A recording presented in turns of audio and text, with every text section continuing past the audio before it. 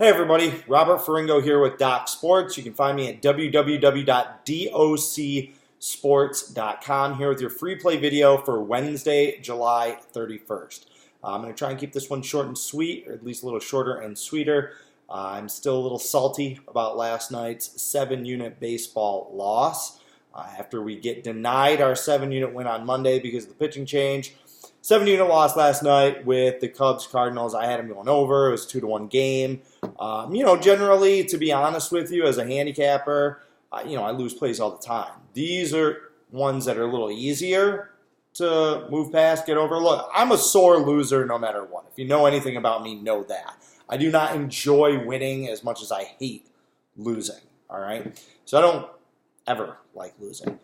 However, I was just wrong about this game. Yu Darvish and Adam Wainwright, they have been trending downward all season, really the last 2 years. But in the short term, watching them, they haven't been very good. And the Cubs and the Cardinals had been hitting the ball very, very well. But Darvish and Wainwright both had turn back the clock nights last night. They both played really well. It was a tight, low-scoring game. I think I'd rather lose a big play like that where I was just wrong, just flat out wrong about the game, than to lose a game that we should have won. If there had ended up being 8 runs in that game and 14 runners left on base and the two teams combined to go 3 for 19 with runners in scoring position, all things that have literally happened to me before. Those are the ones that I really, really get angry about. But, I'd rather just be wrong than take a bad beat. Last night wasn't a bad beat, just a miss.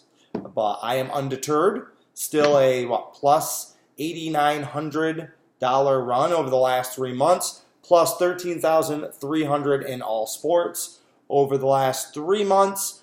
So things are good. We're in a good spot with football right on deck. And today I'm coming right back in baseball. I got a 5-unit play going at 10 o'clock tonight. I really, really like this one. If I had one last night, I probably would have pressed a little more. I probably would have gone 7 units on this side and 2 units on the total, with maybe 2 units on a rare 5-inning play. I would have been real aggressive with this spot. But instead, lose yesterday, dial it back a little bit, 5-unit play today. I got a bigger play on Saturday that I have targeted. Hopefully we'll get the number that we want, along with some other things. We're going to have a shakeup here today with the trade deadline, so it'll be interesting to see what that does to teams, what that does to numbers. I mentioned football, Hall of Fame game tomorrow. I feel like I am going to have a play. I think I'm going to have I may have the side and the total. I may have 2 plays in this game. I love betting the preseason. I'm trying to wrap this video up so I can do another video today where I talk about 4 reasons why you should be betting on the NFL preseason. All right, so make sure that you check that one out as well. I have turned a profit in 9 of the past 11 August with NFL preseason and those weird early season college football games. 9 of the last years I have turned a profit in August. Last year I finished up $1,500 in August picks alone. And when you think about that, that's enough to pay for whatever you paid for the August picks. It's $49 for a weekly NFL preseason package, $99 for the whole preseason, so $100 for those picks. I'd say $750 for the early bird special, so you could get my football package all the way through to February and the Super Bowl. So that's $850 right there, covered, plus another almost $700, about $650 that you just put right in your pocket. That's just from the preseason, just from the August football last year. So I am hoping to do that again this year. Would love to have you on board with me. I did have the number 1 run in the country to close out last year. I enter this football season on a plus $10,200 run from the last 3 months of last football season, including an 11-0 NFL sides run. I've had 3 straight winning football years, 7 out of the last 9. I feel really good. I feel really prepared, and I'm looking forward to doing it again. Would love to have you on board with me. All right, today's free play, we're taking over 10.5 Tampa Bay at Boston, 7 o'clock start here. And I am never going to be a 1-play-a-day guy in any sport.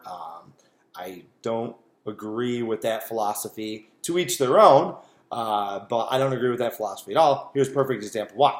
Basically, over the last week, you should be betting, and probably over the next week, at least, you should be betting on the Red Sox over almost on spec, okay? Just because they've been that hot.